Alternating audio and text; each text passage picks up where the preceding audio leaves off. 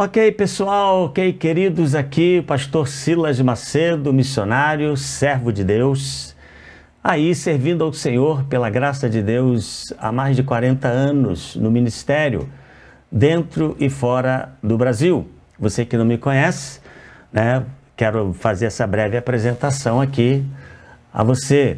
Eu sou um pastor missionário, trabalhando em um contexto transcultural em algumas áreas, e também no território nacional. Liderei equipes em algumas partes da América do Sul, né? Trabalhei em alguns países da Europa, em incursões evangelísticas, e também fui missionário com a minha família em São Tomé e Príncipe, na África, no ano de 2000. De lá para cá, tenho trabalhado em diversos lugares, também com igrejas, com conferências, né? Com congressos, com seminários, e hoje estou aqui para apresentar a você um tema que eu gostaria de chamar a sua atenção para ele. A questão é o seguinte: meu tema hoje é amor ao próximo e amor uns aos outros. Qual a diferença? Você acha que o mandamento de amar ao próximo, como a Bíblia nos ordena, nos ensina, ele é a mesma coisa do mandamento que Jesus diz que é amar uns aos outros? O que você acha? Você acha que é tudo igual ou há alguma diferença? Eu quero ler com você alguns textos das Escrituras acerca desse tema e mostrar a você se há alguma diferença. Eu quero convidar a você a acompanhar comigo uma primeira leitura que quero fazer neste momento. A leitura que faço agora, inicialmente, encontra-se em Mateus, capítulo 22, dos versos 34 ao verso 40, onde nós lemos o seguinte: ao ouvirem dizer que Jesus havia deixado os saduceus sem resposta, os fariseus se reuniram. Um deles, perito da lei, o pôs à prova com esta pergunta: Mestre, qual é o maior mandamento da lei? Respondeu Jesus: ame o Senhor, o seu Deus, de todo o seu coração, de toda a sua alma e de todo o seu entendimento. Este é o primeiro e maior mandamento. E o segundo é semelhante a ele: ame ao seu próximo como a si mesmo. Destes dois mandamentos dependem toda a lei e os profetas. O segundo texto que gostaria de ler agora com você, mostrando um pouco mais desse tema, a diferença entre amor ao próximo e amor uns aos outros, é um texto que está em João capítulo 13, dos versos 34 ao verso 35, quando Jesus aqui fala então de um novo mandamento que ele dá aos seus discípulos. Então o verso 34 de João 13 diz o seguinte: um novo mandamento lhes dou, amem-se uns aos outros. Como eu os amei, vocês devem amar-se uns aos outros. Com isso, verso 35, todos saberão que vocês são meus discípulos, se vocês se amarem uns aos outros. A pergunta então aqui é: qual é a diferença, se há alguma diferença? Qual é a diferença entre amar ao próximo e amar uns aos outros? Sim, há diferença. E aqui está a questão. Nós veremos algumas considerações sobre esses dois tipos de mandamento acerca de amar as pessoas. E a diferença está basicamente na relação que se tem com as pessoas a quem amamos ao cumprir esses dois mandamentos. Então vejamos, por exemplo, amar ao próximo. O próximo, aqui a palavra melhor seria amar o semelhante. E fala de socorro, fala de ajuda, fala de suprir necessidades básicas de subsistência, de dar assistência a quem necessita, assim como eu gostaria que alguém desse a mim. ou seja, ao meu semelhante, alguém semelhante a mim. Contudo, essa assistência, esse socorro que se dá, essa ajuda que se dá ao semelhante, ao próximo, né?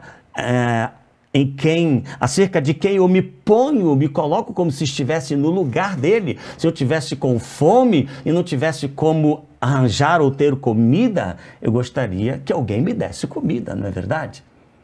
Então, este amor é um amor ao próximo, é um amor de socorro, de ajuda, de assistência social, mas ele não requer convivência. Não, nem sempre vai gerar convivência. É o pobre, faminto, a quem matamos a fome ou damos roupas a vestir e cobertor a alguém para se aquecer, né? E é isso que se passou a se denominar, na verdade, obra social ou assistência social, quando é praticado por determinado grupo de pessoas, mas que deve ser praticado também por cada um de nós individualmente, em nosso cotidiano. Não precisa você pertencer a instituição nenhuma para amar o próximo. Este é, meus queridos, resumidamente, o que significa amar ao próximo e ao semelhante. Por outro lado, amar uns aos outros, conforme lemos em João capítulo 15, nas palavras de Jesus, abrange um outro aspecto. O amor uns aos outros, a própria expressão uns aos outros, né, ela deixa claro que há o que? Uma mutualidade, daqui para lá, de lá para cá. E isto é impossível sem convivência. Quando você, por exemplo, encontra alguém na rua ou que lhe bate a porta, precisando de algum alimento, alguma coisa, alguma necessidade a ser suprida, você pode muitas vezes dar o que a pessoa precisa, ela vai embora e geralmente, né, ou provavelmente, você talvez nunca mais veja esta pessoa. Mas você a amou acudindo esta pessoa. Mas com o amor de uns aos outros é diferente. É diferente em que sentido? É no sentido básico que já tenho dito, porque para amar um ao outro requer convivência, né? Requer convivência, requer aquilo que nós na linguagem popular geralmente dizemos assim, olha, para você conhecer alguém, você precisa comer 1 quilo de sal junto com esta pessoa.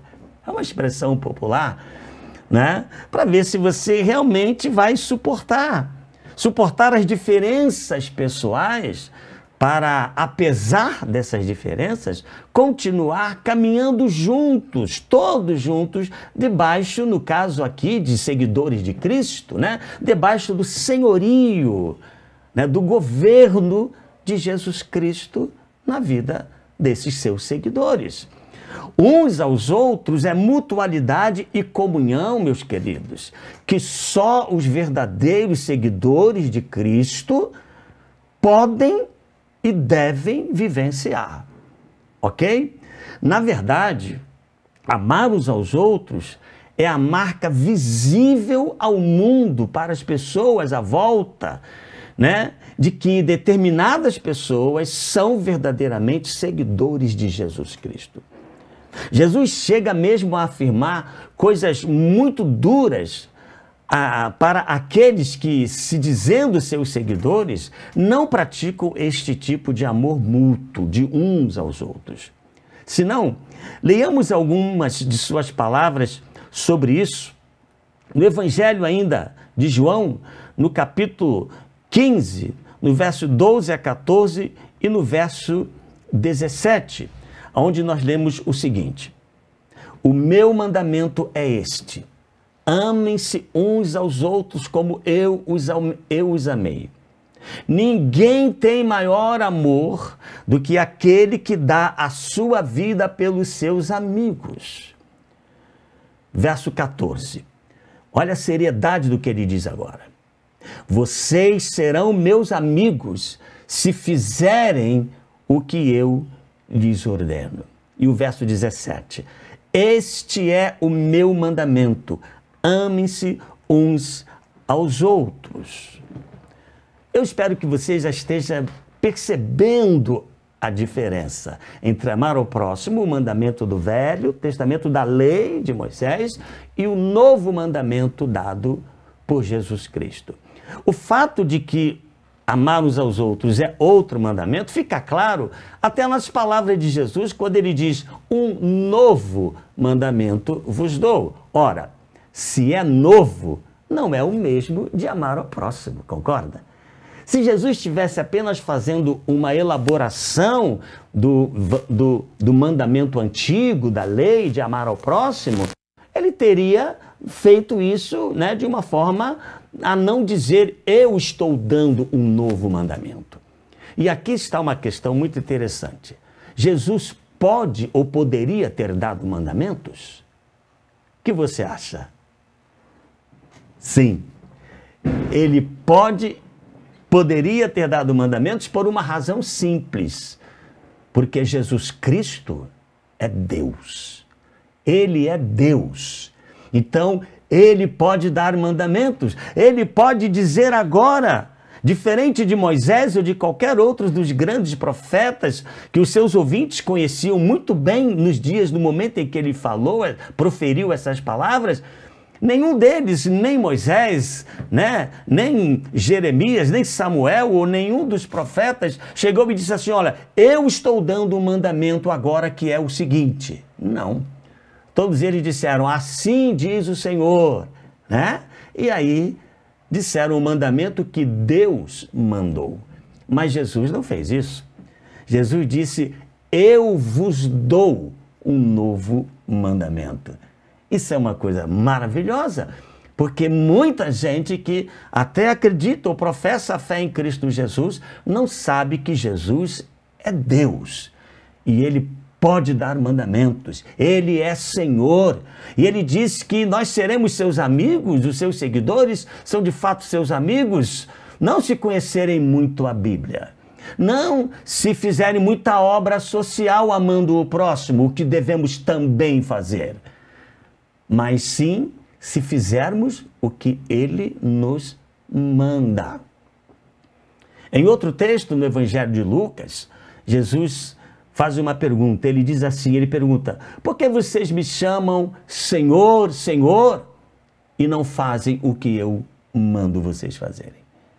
Isso é muito sério. O que lhe parece? Muito bem, quando nós entendemos estes elementos, nós podemos então pensar se há algum exemplo bíblico ou mesmo dado por Jesus, por exemplo, acerca do que é amar ao próximo.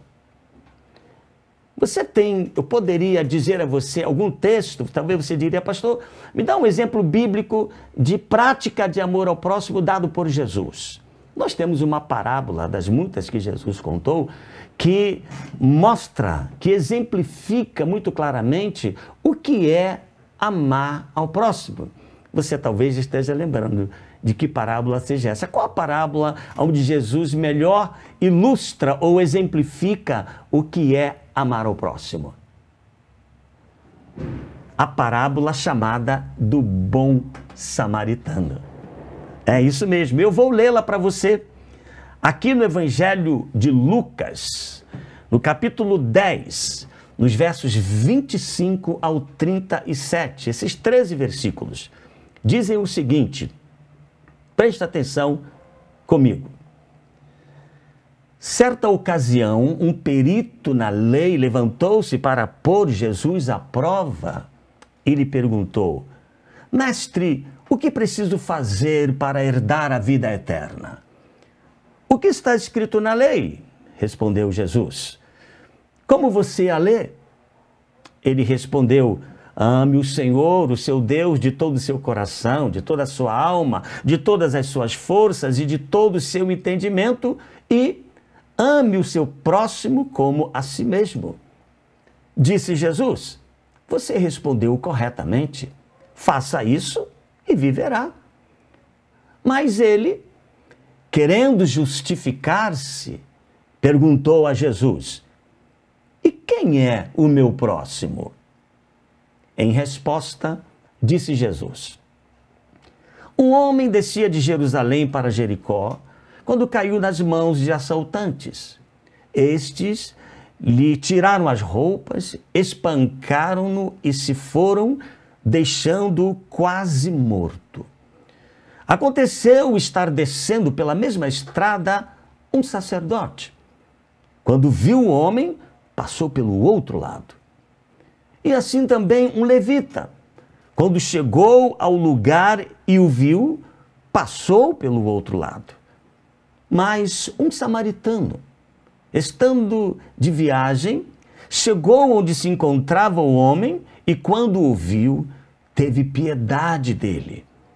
Aproximou-se, enfaixou-lhe as feridas, derramando nelas vinho e óleo.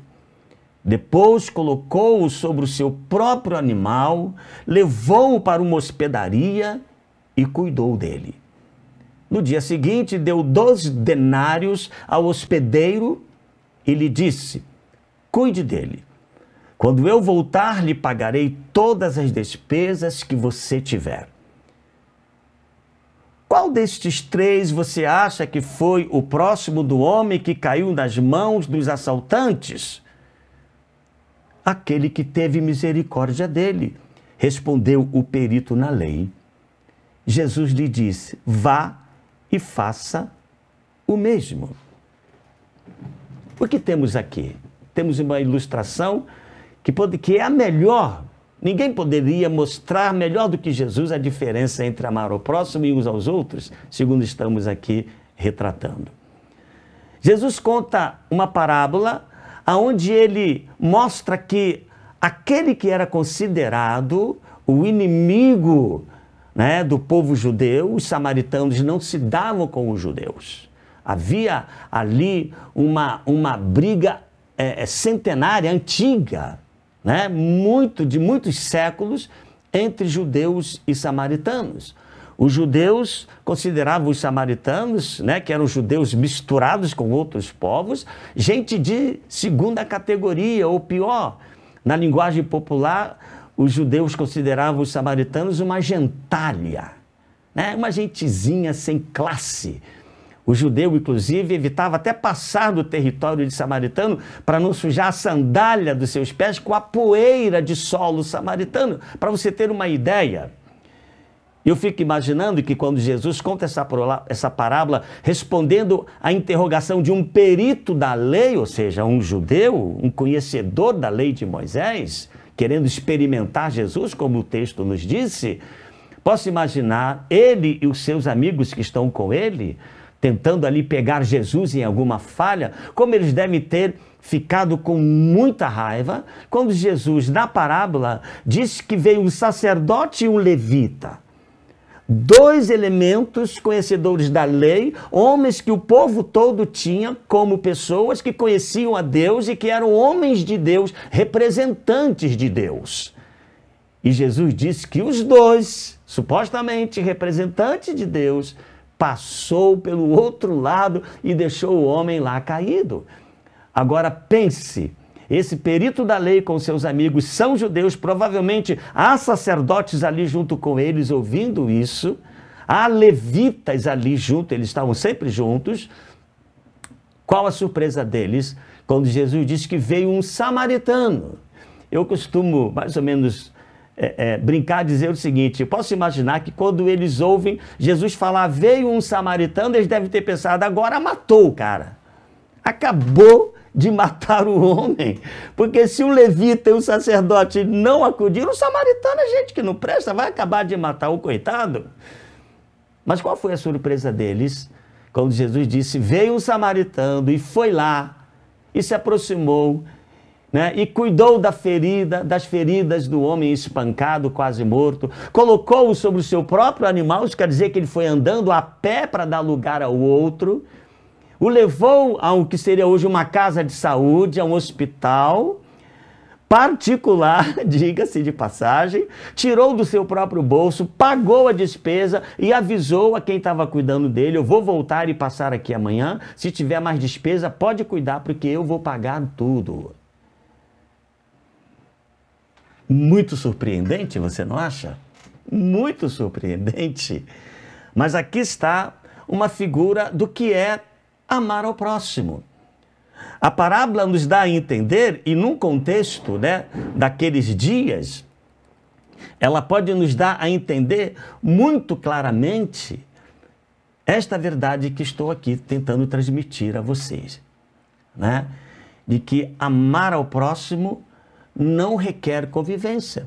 É provável que aquele homem, num contexto real, né, de uma realidade, não de uma parábola, de uma ficção, ele nunca mais encontrasse com aquele coitado a quem ele acudiu, como acontece conosco. Às vezes não.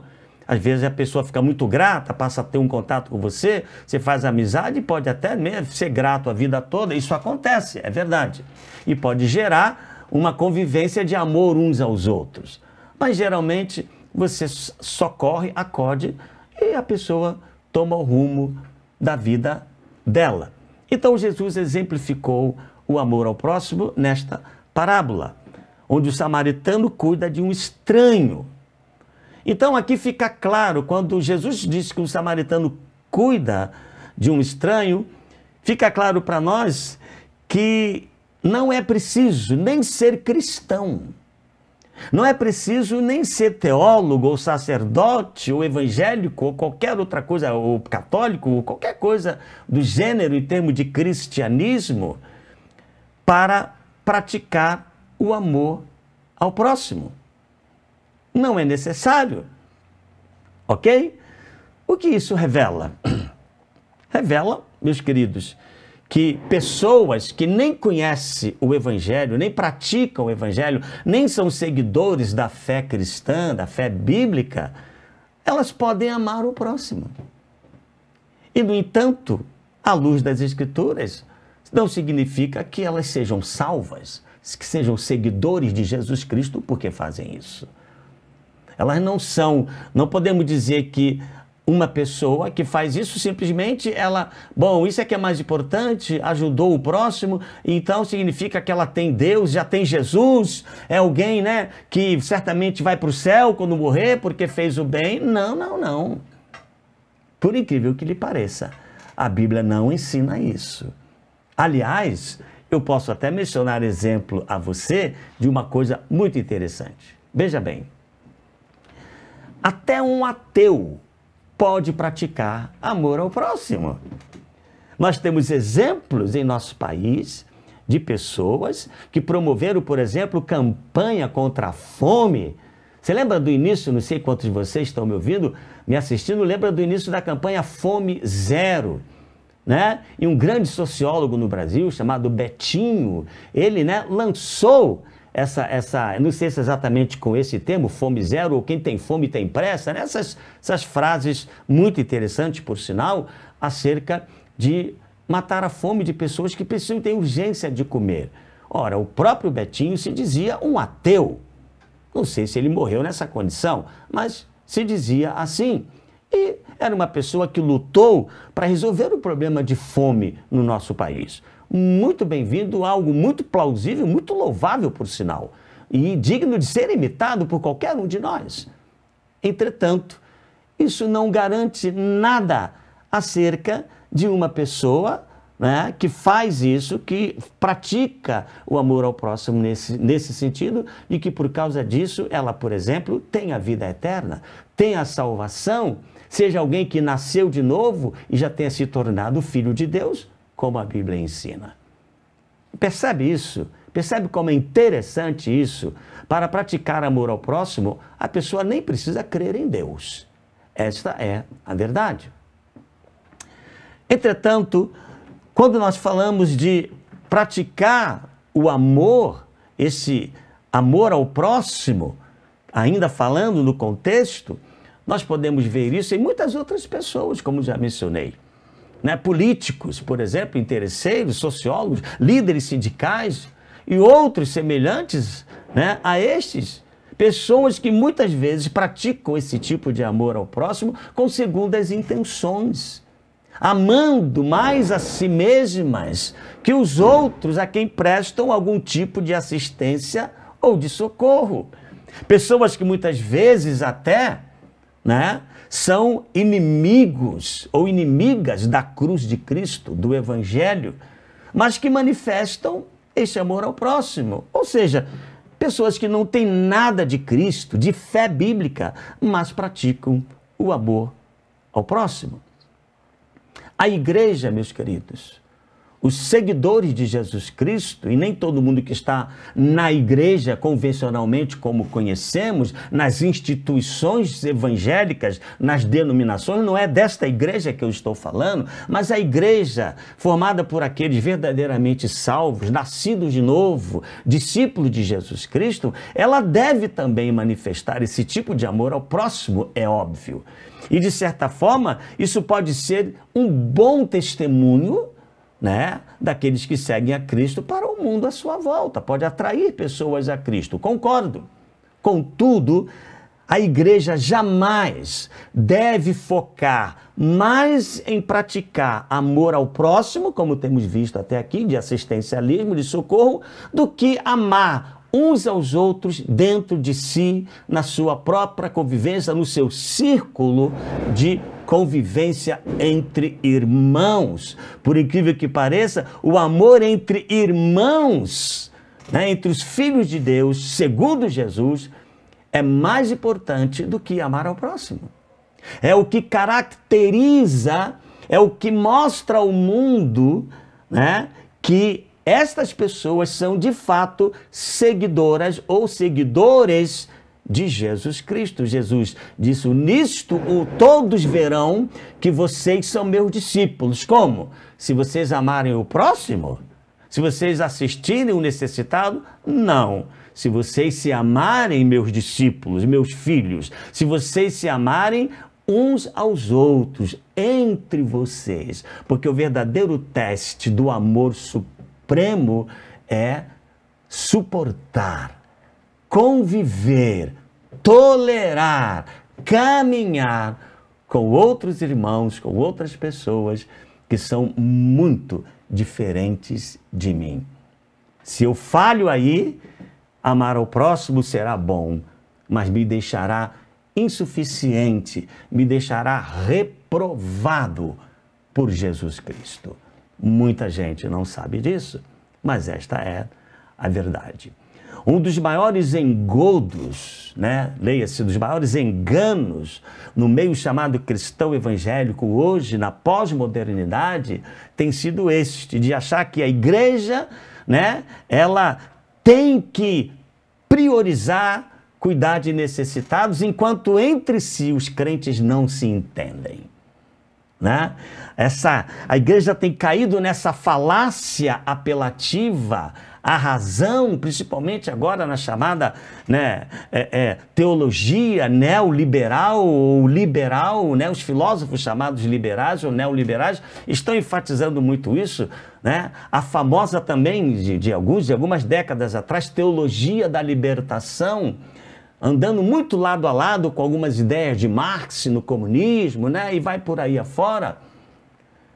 E a igreja tem assimilado, fica preocupada em mostrar, olha, as pessoas precisam ver que nós estamos fazendo obra social para as pessoas. A igreja sempre fez obra social. Aliás, já foi dito no Brasil, não é frase minha, e eu concordo muito, né, por outros líderes há muito tempo atrás, que desconhece-se no Brasil, pelo menos até alguns anos atrás, qualquer instituição que tenha feito tanto de assistência social como a igreja dita evangélica.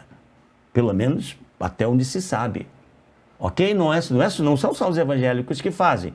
Outros fazem, espíritas, kardecistas, Legião da Boa Vontade, né? Diversos ramos da Igreja Católica e outros que fazem um trabalho excelente nessa área, repito, louvável e recomendável.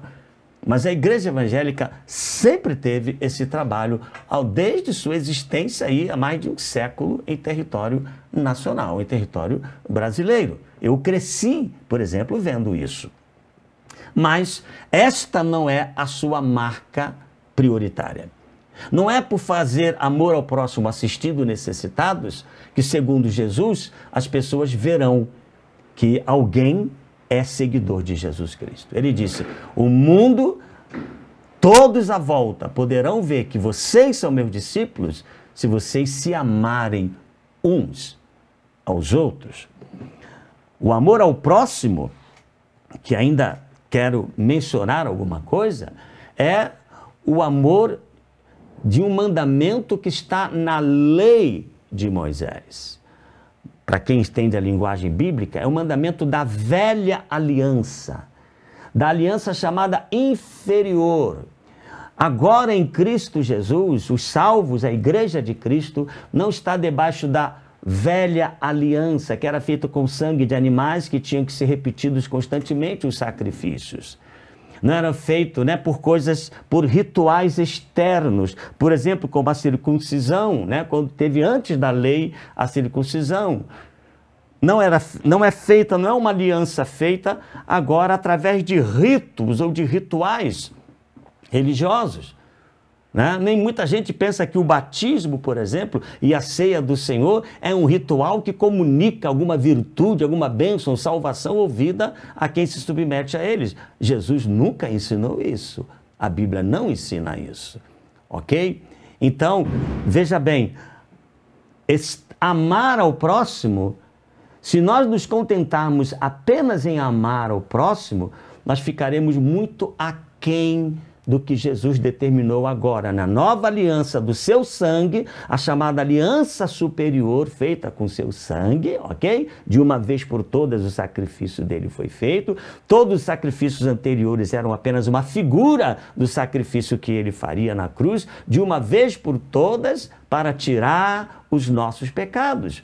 Lá em João 1,29, João o Batista, ou o batizador, ele se referindo a Jesus, apontando para Jesus, diante da multidão e dos seus discípulos, ele diz, quando Jesus vinha caminhando para ele, às margens do Jordão, onde ele estava batizando, e Jesus vinha para ser batizado, ele disse acerca de Jesus: eis aí o Cordeiro de Deus que tira o pecado do mundo. Jesus é o Cordeiro que tira o pecado do mundo.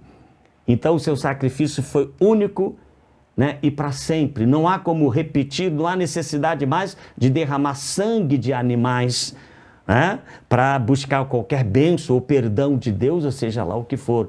Porque o sacrifício de Cristo na cruz, como Cordeiro de Deus, morto na cruz do Calvário, foi feito de uma vez por todas para perdoar o pecado, seja lá o tamanho ou quantidade de pecados, não importa se é uma invejazinha, uma mentirinha, ou se é um homicídio, um adultério, um crime hediondo. A Bíblia diz que o sangue de Jesus nos purifica de todo o pecado.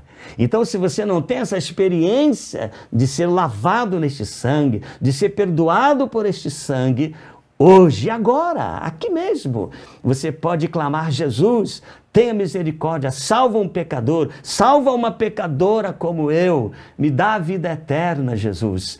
Transforma, eu creio que o Senhor morreu na cruz pelos meus pecados para me dar salvação, para me dar vida eterna. Então, o amor que Jesus estabeleceu é o amor da nova aliança, da aliança superior. É um novo mandamento, que é para a convivência, que rege a convivência, que rege a comunhão. Comunhão é uma palavra que significa basicamente ter tudo em comum. Tudo em comum. As suas dores são minhas, as minhas alegrias são suas alegrias, os seus problemas também vem a mim, eu me compadeço de você, você se compadece de mim. Se você vence, eu venço com você. Se você se alegra, eu me alegro com você. Se você se entristece, sofre ofensa, eu também sofro, porque nós temos tudo em comum. Essa comunhão, queridos, só discípulos de Jesus Cristo podem conviver. Não basta ser um evangélico, um crente que entrou para a igreja ou mesmo foi batizado, entrega dízimo e oferta, para dizer que é seguidor de Jesus Cristo. Não, não, não. É necessário algo muito mais profundo do que isso. A verdadeira característica é amar uns aos outros. E nesse contexto, eu quero perguntar a você: você ama os que você considera como irmãos em Cristo? Eu conheço pessoalmente, posso lhes falar de conhecimento pessoal, Conheço pessoas que professam a fé cristã evangélica, que fazem um trabalho de assistência, de amor ao próximo, tão tremendo, ajudando necessitados, socorrendo necessitados, indo para a rua, né, dar sopa e comida para pessoas de madrugada, visitando em hospitais, mas que não se dão bem nem com a própria mãe dentro de casa. Não se dá bem com irmãos, tanto irmãos de sangue como irmãos na fé. Mas são ativas, muito ativas, e diz que Deus as chamou para o ministério de socorro, de assistência a quem necessita, mas não suporta, não tem capacidade de perdoar, não tem capacidade de conviver com outros irmãos em Cristo que pensam diferente, onde as ofensas facilmente acontecem ou não acontecem. Onde houver convivência entre pessoas, família é o lugar onde acontecem problemas ou não, desavenças. Qual a razão do alto índice de divórcios, por exemplo, no meio do chamado povo cristão evangélico? Qual a principal razão? O que você acha que é? É traição? É adultério? Não, as estatísticas não mostram isso. As estatísticas mostram que a incompatibilidade de gênio, assim chamada, né? O não se suportar rapidamente tem acabado com casamentos. Muitos dos nossos jovens, para a vergonha nossa, sim, para a vergonha dos que professam a fé em Cristo Jesus, né? Se casam já na expectativa de que, se não der, a gente larga e acabou-se. A Bíblia diz que isso será cobrado, ela mostra que isso será cobrado um dia. Pense nisso seriamente. De que adianta você fazer tanto para o mundo, fazer tanto, né, até querendo de um bom coração e de boa intenção, né, sacrificar-se para levar pessoas a sair de situação de miséria, até para conhecer a Jesus Cristo, o Evangelho, é uma coisa excelente, repito, e sempre fizemos isso e devemos continuar fazendo. Mas o que adianta isso se eu não amar um irmão, uma irmã na minha casa, a minha esposa, o seu cônjuge, os meus filhos, os meus pais, os meus irmãos na igreja? De que adianta? Segundo Jesus, absolutamente nada. Segundo a palavra de Deus, absolutamente nada. E eu quero concluir essa palavra, porque ainda há muito que poderia ser dito sobre isso, mencionando a você o que o apóstolo Paulo diz em 1 Coríntios, no capítulo 13. O capítulo chamado o capítulo do amor. Eu quero chamar a sua atenção para esse texto. Eu não estou dizendo, repito, que não devemos socorrer os necessitados ao nosso redor. Não estou dizendo isso. Se você sair daqui achando que eu ensinei isso, você está equivocado. Não é isso. Em nome de Jesus, não deixe o diabo colocar isso no seu coração. Nunca, longe de mim, afirmar um disparate desse. Mas eu estou afirmando sim, que apenas isso é ficar muito aquém do que o Senhor Jesus estabeleceu para os seus verdadeiros seguidores, para os seus discípulos. Na verdade, a Bíblia chega a ensinar que se apenas amarmos o próximo sem nos amarmos uns aos outros, ela nos ensina, em outras palavras, que estamos reprovados. E que este amor não tem valor algum. Já parou para pensar nisso? Sim. Parece que é este o significado do que Paulo fala no texto de 1 Coríntios, capítulo 13, que mencionei ainda há pouco. E ele afirma no verso 3 de Coríntios 13, verso 3, ele diz assim: ainda que eu dê aos pobres tudo o que possuo, e entregue o meu corpo para ser queimado, mas não tiver amor, nada disso me valerá. Epa! É algo muito sério, o que lhe parece? Você acha que isso é algo... Como é que pode alguém amar ao ponto de dar o seu corpo para ser queimado e dar tudo que tem ao pobre e necessitado, ou seja, amar ao próximo no assistencialismo, e ainda assim a Bíblia dizer que isso não é amor? Que isso não vale nada se não tiver amor. E como que é isso? Como que alguém se sacrifica desta forma sem amar? Segundo o texto de 1 Coríntios 13. Aqui está um segredo que eu gostaria de lhe contar. Preste atenção. Eu passei muito tempo, muitas décadas, lendo 1 Coríntios 13, sobre este amor que Paulo descreve aqui, mas sempre sem entender como seria possível alguém dar tudo que tem aos pobres e até morrer queimado por eles sem amor. Talvez você tenha esta dúvida, espero, talvez, se você nunca pensou, pense nisso. Ora, meus caros, certamente suprir necessidades de pobres, dar comida a quem tem fome, até morrer em nome desta causa, parece de fato ser o tipo de amor mais altruísta, mais maravilhoso que pode existir. Parece ser o suprassumo do amor. Não é verdade? Principalmente aquilo que um seguidor de Cristo demonstraria como o máximo de amor na nossa mentalidade. Porém, para minha e creio para a sua surpresa, o texto está afirmando que não. Esta não é a maior prova de amor verdadeiro que Deus espera dos seus filhos. Já pensou nisso? Como então explicar isso? A resposta nos é dada nos versos seguintes de 1 Coríntios, que demonstram claramente que tipo de amor Deus espera de nós. Então vamos ler, eu quero ler para você agora e convido você a ler comigo os versos de 4 a 8 de 1 Coríntios capítulo 13. O verso 8, apenas a primeira sentença do verso, ou seja, do verso 4 até o início do verso 8, a fim de descobrirmos que amor é este que Paulo está dizendo, que ainda que eu dê o meu corpo para ser queimado e supra a necessidade, distribua meus bens com os pobres, e eu não tiver amor, essa demonstração de assistência, de cuidado com o próximo não tem valor algum. Eu vou ler para você. Eu espero que você entenda só na leitura. Diz assim a partir do verso 4 de 1 Coríntios 13. O amor é paciente. O amor é bondoso. Não inveja. Não se vangloria. Não se orgulha.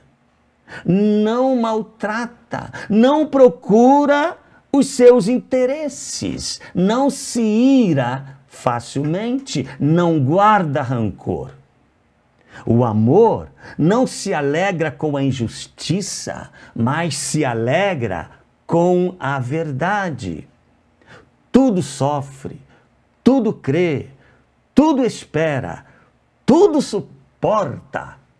O amor nunca perece, nunca acaba.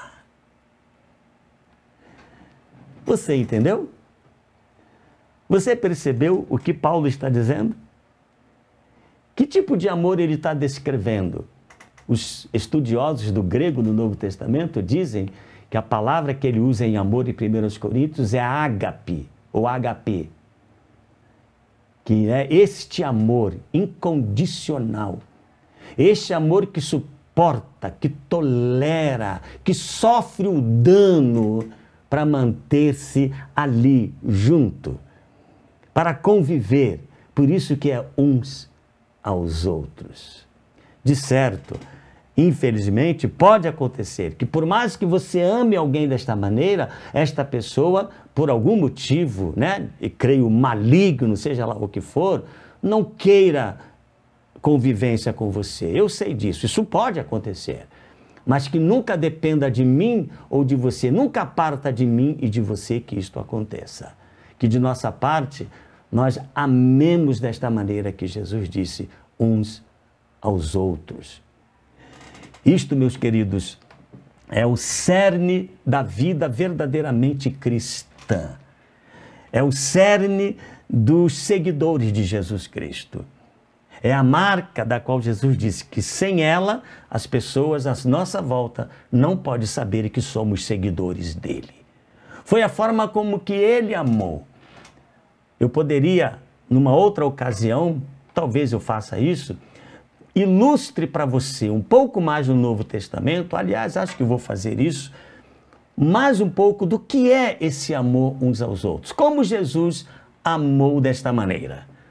Como que ele amou os seus discípulos, por exemplo.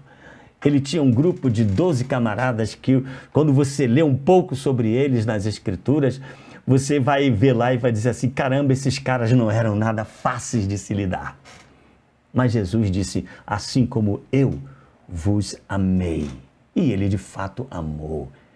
Então eu vou mostrar a você numa continuação depois desta mensagem como é a prática, como Jesus demonstrou isso para dizer assim, amem como eu vos amei, vocês amem-se também uns aos outros. Vamos olhar para o modelo de Jesus e vamos ver como ele fez isso. Não é interessante? Nós vamos ver exemplos práticos de como Jesus fez isso. E aí você vai poder dizer, caramba, é assim que ele fez. E agora eu sou convidado por ele a imitá-lo, a fazer do jeito que ele disse. E ele deixou claro que se eu não atingir esse padrão, eu estou reprovado. Reprovado aqui não é que eu crio em Jesus Cristo, sou salvo, vou para o céu e ele vai me lançar no inferno por isso. Não, não é isso que eu estou dizendo. Mas significa que eu posso ser abençoado, posso ter a misericórdia de Deus, ter a vida eterna por ter crido em Jesus, porque isso é me dado de graça, né? Sem eu merecer coisa alguma. A Bíblia diz é pela graça, não é por obras, não é por méritos, não é por amar ao próximo, a quem quer que seja, que eu vou para o céu.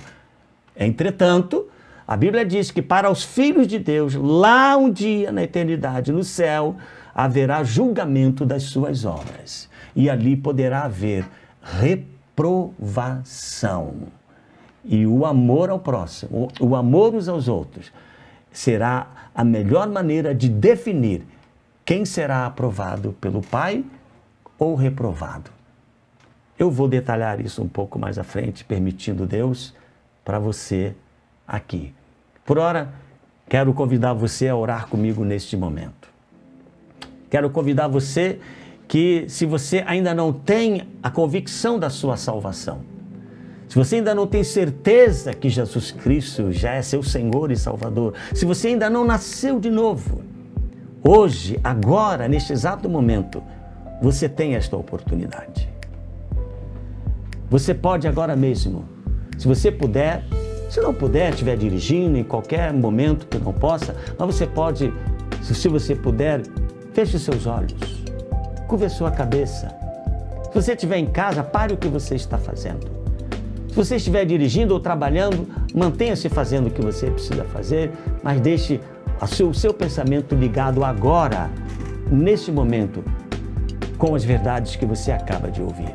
E quero convidar você, se você ainda não tem certeza da salvação, se você ainda não tem segurança de que Jesus Cristo já é o seu Senhor, que você é um verdadeiro seguidor de Jesus Cristo, se você quer sair de ser além de religioso, evangélico, membro de igreja, participante disso ou daquilo, se você reconhece, eu não tenho amado assim porque, na verdade, o Espírito de Deus nem habita em mim. Porque, queridos e queridas, sem o Espírito Santo, que só os seguidores de Cristo têm, você e eu somos incapazes de amar desta maneira.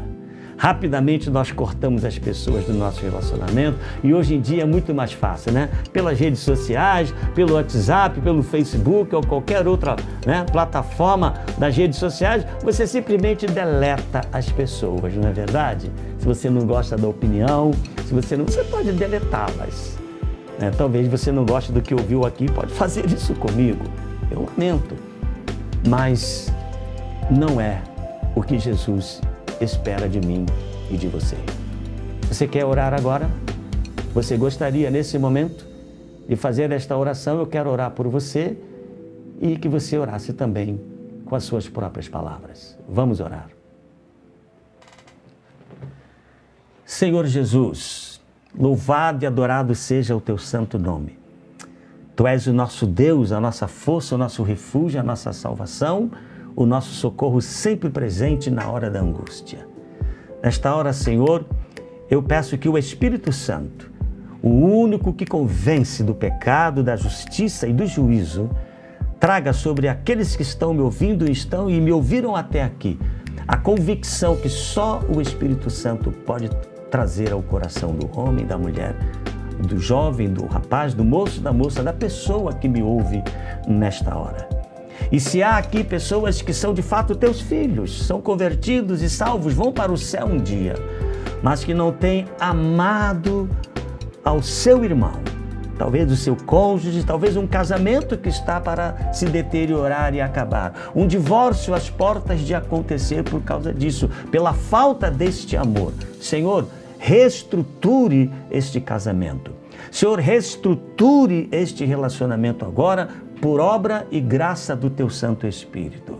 Se há igrejas, se há pessoas, Senhor, no meio do Teu povo que estão brigando, se dividindo, trazendo mais escândalo ao Teu nome, Senhor, traga consciência agora a estas pessoas, para que eles temam diante do Senhor e possam voltar e viver o amor de uns aos outros, perdoando uns aos outros, suportando uns aos outros, como a Tua palavra diz. Essa mutualidade do corpo de Cristo, dos membros, dos que pertencem ao corpo de Cristo, da Igreja do Senhor, nesses dias na face da terra, para que o Teu nome seja glorificado, para que se saiba a nossa volta, Senhor, no mundo, que somos de fato discípulos do Senhor Jesus e não meros frequentadores de religiões evangélicas, de igrejas, de denominações A ou B. Abençoa, Senhor, cada vida que tem nos ouvido neste momento. Eu peço que o Senhor opere assim, para a honra e glória do Teu nome e para a vergonha e derrota de Satanás. Em o nome de Jesus. Amém. Obrigado pela sua atenção. Obrigado por estar aqui comigo. Se você quiser enviar uma mensagem para o meu WhatsApp, eu vou deixar aqui o meu número, ok? Você pode anotar com calma, depois será colocado aí na nossa tela. 21 984 69 9462. 21 984 69 9462. Ok?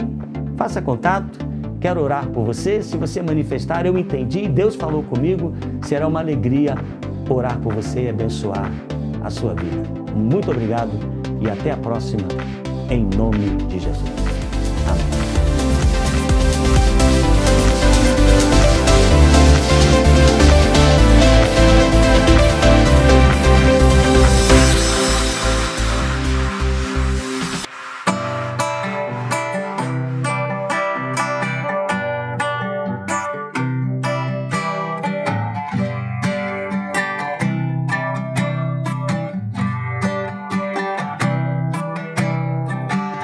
Quando a angústia, a tristeza que a minha alma toma, posso ter a certeza, não me deixa de amar. Como é grande este amor que tens por mim. Como pode Jesus me amar assim?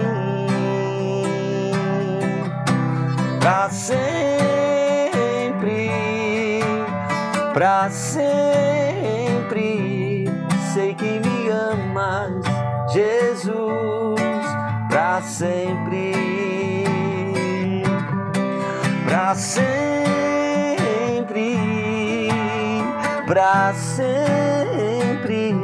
sou muito amado, desejado, pra sempre. Por Ti, Jesus.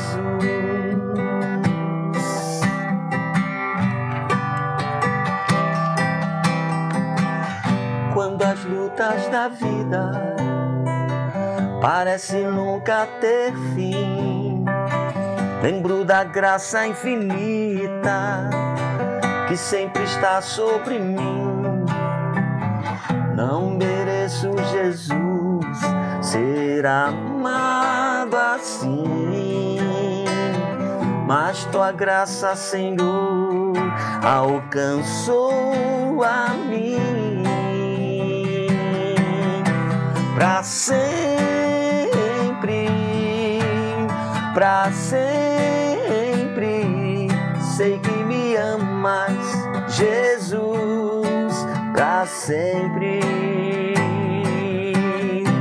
Pra sempre, pra sempre. Sou muito amado, desejado pra sempre por ti, Jesus.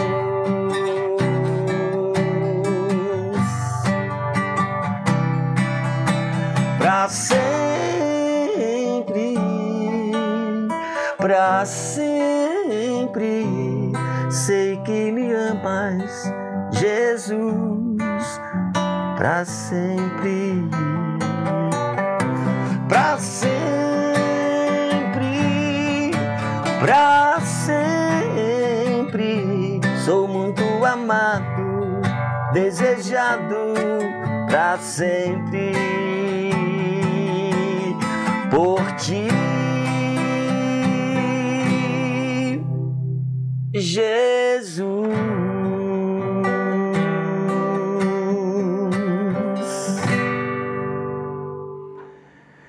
É isso aí, gente, meus queridos, meus amigos, meus irmãos. E espero que essas canções abençoem a vida de vocês. São músicas minhas, inéditas. E se você gostaria de marcar comigo, convidar para estar na sua igreja, meu ministério não é só de cantar, eu componho também para adorar ao Senhor, para anunciar o Evangelho, né? E as músicas me acompanham no ministério de exposição, de pregação da palavra de Deus. Ok? Então, entre em contato pelo meu WhatsApp, anota aí, 21 98469 9462. Eu sou o pastor Silas Macedo, missionário, servo de Deus, servindo ao Senhor há mais de 40 anos, dentro e fora do Brasil, na obra missionária, na Igreja do Senhor, evangelização, fazendo conferências, congressos, né, aí pelo Brasil afora. E também no exterior, tive o privilégio de fazer trabalho missionário transcultural na África, já estive em alguns países na Europa, na América do Sul, né, e em várias partes do território nacional. Então, se você achar que vale a pena, né, você entre em contato e será um prazer atender você, a sua igreja, né, se você é o pastor, o líder da sua igreja, ou fale com os seus líderes. Enfim, vamos nos conhecendo. Estou à disposição para quaisquer esclarecimentos, tá bem? Silas Macedo, contato 21 984 69 9462. Deus abençoe, fique na paz, ande na luz.